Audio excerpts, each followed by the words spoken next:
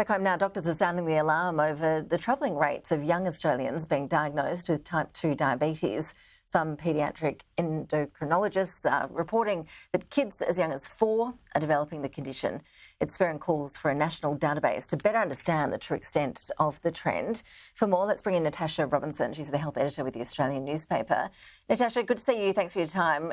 This is really serious, isn't it? I read in your exclusive report on this that patients can suffer heart attacks as young as 25 years old.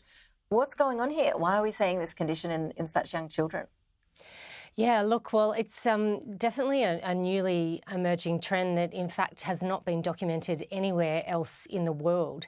It is, it has been documented in Northern Australia, but it certainly is occurring nationwide. And we heard that in a parliamentary inquiry hearing that is being conducted at the moment out of the federal parliament, which was sitting in Western Sydney. So paediatric endocrinologists are reporting this trend of people under 18 increasingly being diagnosed, some incredibly young children in Northern Australia.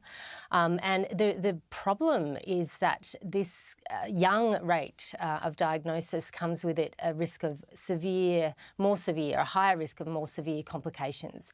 And, end-stage predictions of end-stage renal failure by the time some of these young people are in their early 30s, which is just incredibly concerning. We do know, we do have an idea of some of the causes, obviously are just your ordinary causes of type 2 diabetes, but some of it is actually more complex than that in terms of intergenerational diagnosis and transmission through epigenetic changes and things like that. It is clearly preventable, though. So are there actually any programs in place to stop kids getting to that point?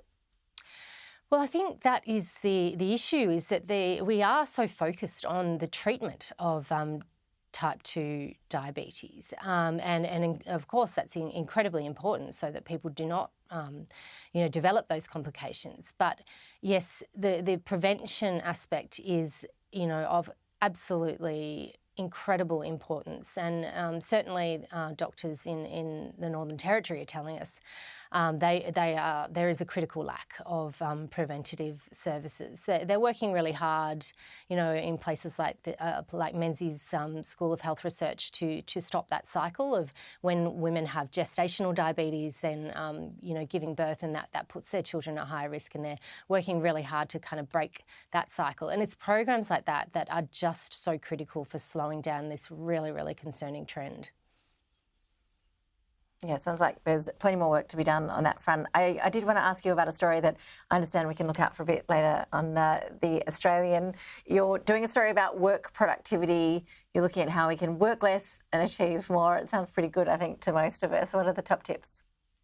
Yeah, well, it's a funny concept, but, this is the kind of advice that, people who are, I guess, senior enough and in the executive sort of ladder, get from their kind of executive coaches. But it's quite interesting to hear what they have to say and what sort of things they're telling people to do. And it does boil down to working smarter, not harder. And they're saying if you just actually work to your natural rhythms, almost your circadian rhythms, you can actually achieve, around 30% more at work without working any harder at all. So, if you're a night owl, you should structure your day to do your best, most high-level, complex work at night, for instance. But of course, that's not, practical for everyone, who has to work a kind of maybe a 9 to 5 days. So they've got some really interesting ideas about how you can kind of kick your body into gear, to get the most out of your day from the early morning. And it's things like actually exposing yourself to sunlight